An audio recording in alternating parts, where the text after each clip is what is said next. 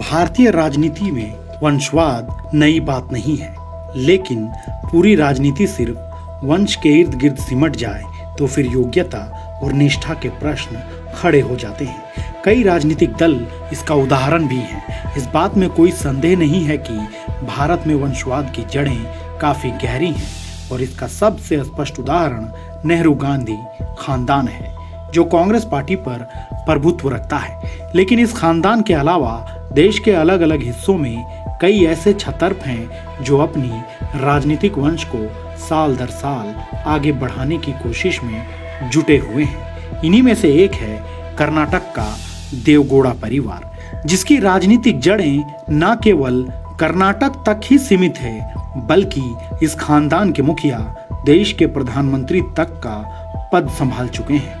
HD. Deve Gowda 1996 में प्रधानमंत्री बनने के समय से ही कर्नाटक की राजनीति के वरिष्ठ नेता बने हुए हैं और आज उनका कद काफी ऊंचा है। उनके इस कद को और ऊंचा करने की कोशिश में एच.डी. देवगौड़ा के अलावा उनके 2 बेटे और 2 बहुओं के साथ साथ अब उनके पोते भी राजनीति में सक्रिय हैं। दरअसल 1953 में एच.डी. देवगौड़ा कांग्रेस पार्टी में शामिल हुए।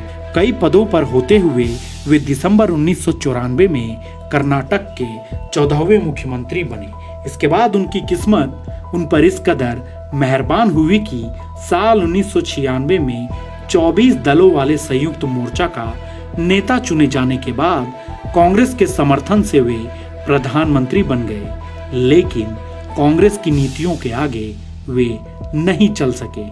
कारण देवगौड़ा को अप्रैल 1997 में अपने प्रधानमंत्री पद से हटना पड़ा। इसके बावजूद वो राजनीति में सक्रिय रहे और साल 1999 में जनता दल सेक्युलर नाम की अपनी पार्टी बना ली।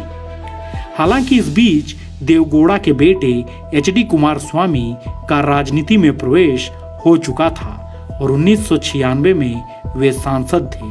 इसके बाद अपने परिवार की इस राजनीतिक विरासत को आगे बढ़ाने का दारोमदार इनके कंधे पर आ गया और कुमारस्वामी ने भी निराश नहीं किया और कई बार सांसद और विधायक रहते हुए 2 बार मुख्यमंत्री की कुर्सी तक पहुंचे और अभी भी राजनीति में सक्रिय हैं।